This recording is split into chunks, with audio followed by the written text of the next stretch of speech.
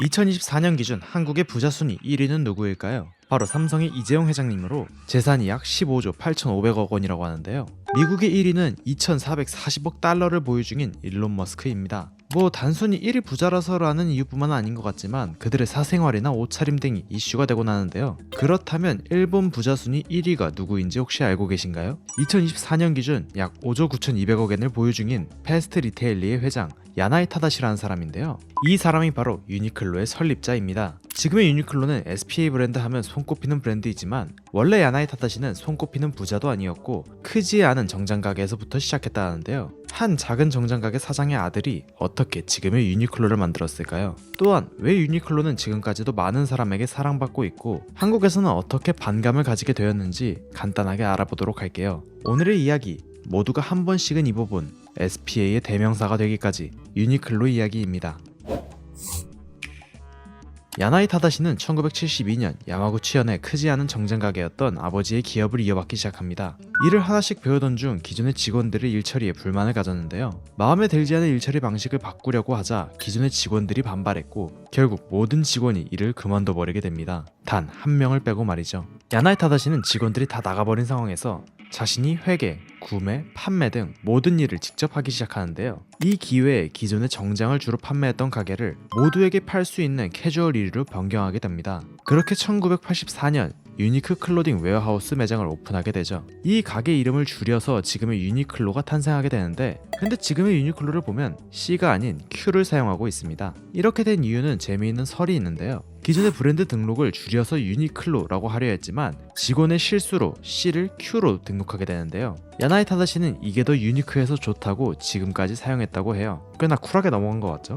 당시 유니클로는 신선한 판매 방식을 보였는데요. 마트처럼 누구나 부담없이 구경하는 매장을 원했던 야나이 타다시는 DP 상품을 걸어두고 직원에게 사이즈를 찾아달라거나 직원이 손님에게 붙어서 응대하는 기존 판매 방식과는 다르게 재고를 전부 쌓아두고 손님이 직접 골라서 옷을 피팅해보고 직원은 고객에게 붙어 응대하는 것이 아닌 그저 손님이 지나간 자리를 정리하거나 질문에 답하는 방식을 사용합니다. 이러한 방식 덕분에 손님은 부담없이 옷을 고르고 입어볼 수 있죠. 또한 출근 전에 옷을 구입하고 싶은 사람들을 위해서 매장의 오픈을 오전 10시에서 6시로 변경합니다. 마지막으로 특정 연령의 고객을 타겟팅하기보단 남녀노소 누구나 입을 수 있는 베이직한 디자인의 옷과 경쟁력 있는 품질과 가격의 옷을 판매했는데요. 이러한 방식은 소비자들에게 성공적으로 먹혀서 회사가 상장을 할 수 있을 정도로 성장하게 됩니다. 이때 회사명을 오고리 상사에서 패스트 리테일링으로 변경했다 하죠. 당시에는 이러한 판매 방식이 일본에서 최초였다고 하는데 야나이 타다시는 유기농 과일을 판매하거나 꽃을 판매하는 등 꽤나 여러가지 시도를 하는 것으로 유명한데요.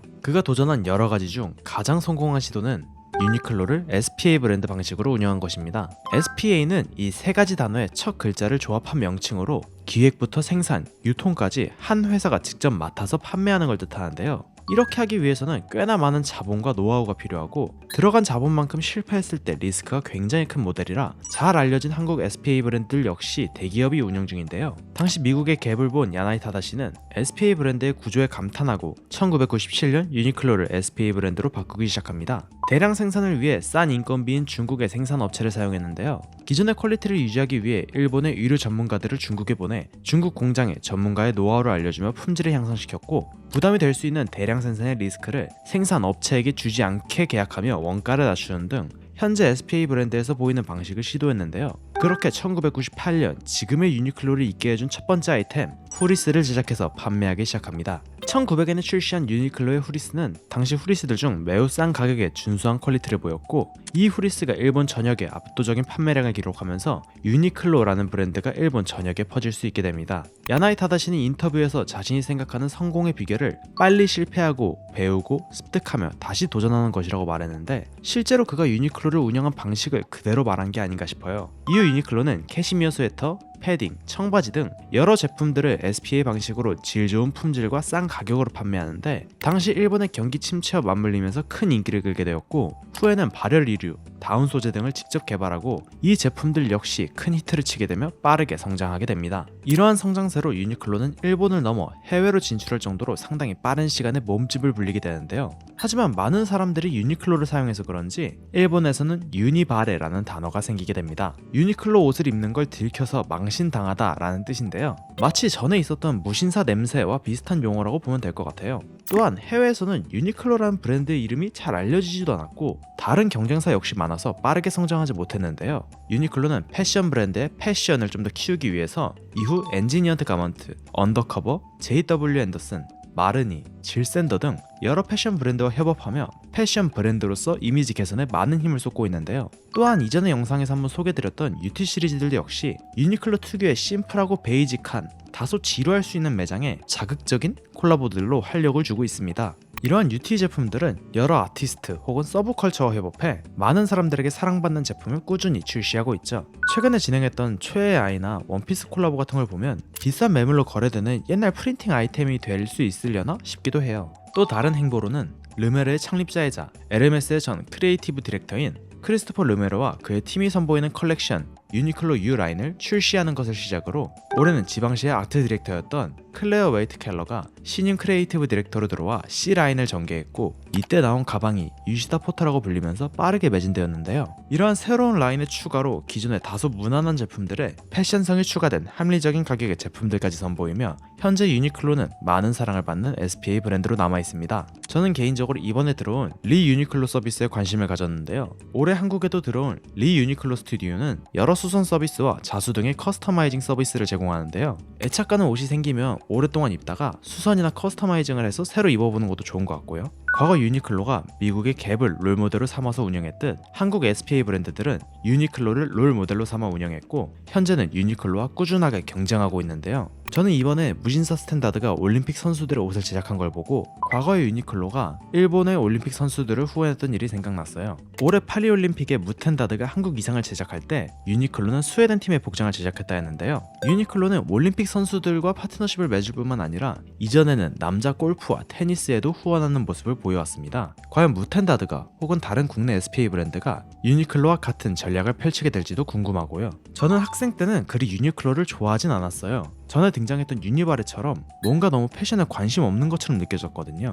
그러다 사람들의 유니클로 인식이 점점 좋아지는 걸 알게 모르게 느끼게 됐고 저 역시도 유니클로의 제품들을 몇 가지 경험해보면서 자연스럽게 유니클로를 자주 이용하고 찾아가고 있거든요. 시티보이라는 룩을 유행시킨 매거진 뽀빠이의 전 편집장 타카히로 키노시타가 2018년 유니클로의 크리에이티브 디렉터로 임명되었는데 이분이 들어오고 나서부터 유니클로의 평이 좋아진 건가 싶기도 해요. 이분이 옷 잘 입는 멋쟁이로 유명하거든요. 그래서 저는 당시에 새로운 아이템을 도전해보고 싶었거나 현재는 그냥 기본 아이템을 구비하고 싶다면 그냥 유니클로 가서 입어보고 마음에 들면 구입하고 있어요. 가격도 매장 접근성도 메리트가 확실하다 생각하거든요. 뭔가 한국 SPA 브랜드는 퀄리티가 너무 마음에 들지 않거나 입구부터 너무 영한 느낌이 나서 저는 손이 잘 안 가더라고요. 유니클로는 한국에서 여러 논란에 휘말리며 고전했었는데요. 저 역시도 이런 논란이 있기에 유니클로를 싫어하는 것에 어느 정도 공감을 하는 부분이 있습니다. 이전에 우익단체를 후원하는 기업 중에 속해 있다는 구설소가 돌았었는데 이거는 공식적으로 해명을 한 것도 있고 이전에 야나이 타다시 회장이 야스쿠니 참배를 공식적으로 비판했던 걸 보면 이건 그냥 하나의 루머였구나 라고 생각이 됩니다만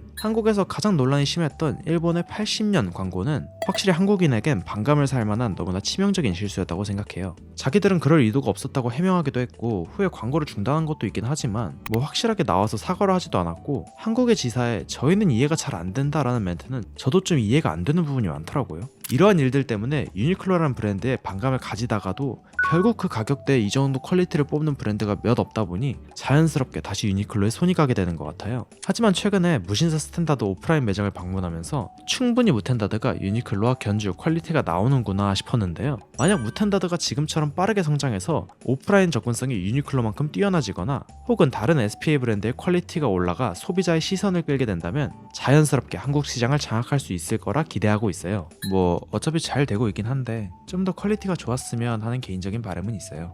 여러분은 유니클로를 선호하시나요? 혹은 다른 SPA 브랜드를 선호하시나요? 오늘 제가 준비한 이야기는 여기까지입니다. 시청해주셔서 감사합니다.